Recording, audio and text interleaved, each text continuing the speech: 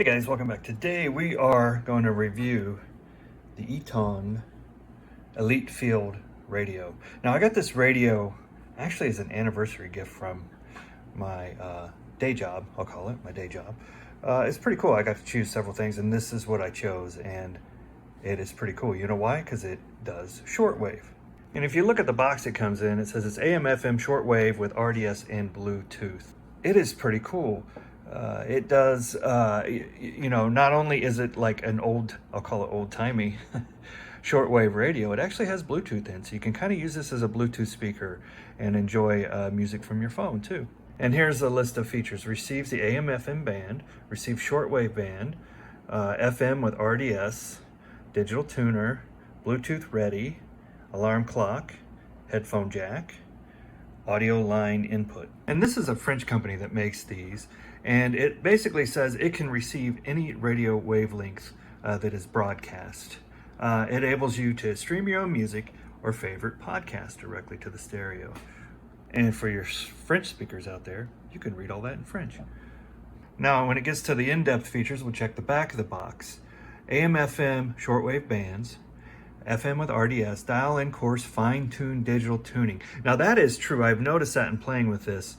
You can do the fine-tuning with a knob, or you can do it's almost like a scan on an FM radio with the buttons.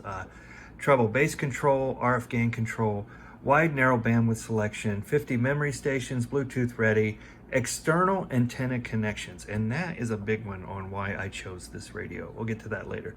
Local or DX switch, local or distance, rich orange display color, line in, line out with headphone jacks, telescopic antenna, carrying strap, reset lock button, and then a 7-volt adapter, power adapter, or you can run off of 4D batteries. Now, that's probably one thing I would suggest, and maybe this is available in the upper scale models of this. So if it had a rechargeable battery, that'd be kind of cool too. But this one does not. And for you nerds that want the big details, here is the details. This is the bands that it covers, that it picks up in these ranges. Here's the dimensions. It's 12 by 7.7 by 3. And it includes the owner's manual, the AC adapter. So there you have it. That's the specs. Now this is just going to kind of be an overview video. We're not going to show you how to use this thing or anything like that in this video. Just to kind of talk about what it is and what I plan to do with it. I plan on just listening mainly to shortwave with this. Now I will put on an FM station every now and again, but most of that's just commercials and such these days, and I'm spoiled by podcasting and whatever, right? So for my setup on this radio, I'm using the internal antenna for now. If I wanted to flip to the back connections, which are those right there, I would flip this button. I'm using distance, not local listening, right? Because I want to listen to the faraway stations, the shortwave stations. And then I have my backlight on for now. I don't use these right now, but I could in the future if I wanted to. I guess one of the unknown, or maybe something that somebody doesn't think about, this has a line out. Now this is probably not stereo. I think the line out is stereo if I remember right, reading in the manual, but the output from the front speaker is just mono. But when you have the line out in, you could hook it to a stereo, right? Like a stereo receiver like that. You could then connect your phone to this via Bluetooth and just play it out stereo speakers. Another option you could try. It doesn't really say that so much in the manual, but I'm going to try that, and I'll let you know how that works out. And here's a good look at the buttons on the front. Let me see if I can get a good point in here. This is where you're going to pair, and this is all covered in your manual, and I'll show you that manual here in a second. It actually has a pretty good manual. These are your gain buttons. These are your modes, I'll call it. So this is FM, that's Bluetooth, and then you have your different waves of AM band in there. And then down here are your shortwave selectors in different bands that you could select there. There's your volume button, the gain button, the bass treble. And here's where you get to the other features, I'll call it alarms, brightness, all that good stuff. This is your tuning, your delicate tuning knob. You can see how it has two different moves you can do on this, the fine tuning and then the big tuning. And here we are with the backlight. Let's go ahead and turn this on. That's one thing that I don't like about it, is that loud beep. I've turned that off, and yet somehow it always finds a way to turn back on, but we'll get to that in a minute.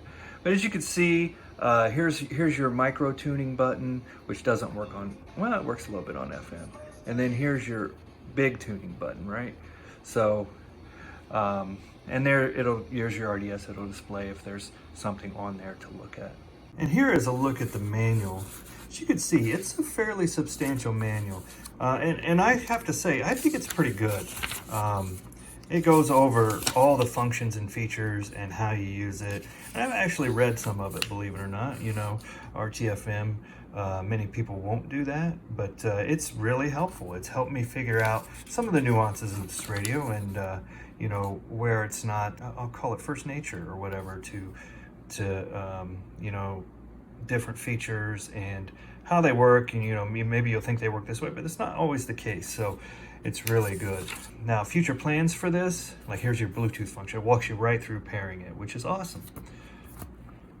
Some future plans for this. I want to hook up an external antenna and do some really in-depth shortwave listening. So I'm going to do some experiments with you know, external antenna. That'll be fun. As summer is approaching here, when we're in June, so it's getting warmer out, I'll be able to sit outside more, maybe hook up an internal or an external antenna and do some creative listening on the shortwave. And if you're into shortwave listening, you might want to pick up an old used book such as this. Now, it's not going to be completely up to date. Yeah, we get it. And you can look this stuff up online too, but this kind of goes into the history and, you know, what it was like even during the Cold War or whatever, right? Way back when. So it's always a fun read to just see, you know, what's in the air and what life was like and what's still there. You can do some experimenting and see what's close by. Anyway, lots of fun. Well, anyway, guys, this is just a quick one. I wanted to show that I got this. If you want to see a video on something about this radio, let me know, leave a comment below. I'm going to do a couple videos on a few different things I'm interested in. You know, just let me know what you're interested in, and you know, open my mind to a few ideas out there, and we'll see what we can come up with. But thanks for watching, guys. Just a quick one today, and we'll see you soon.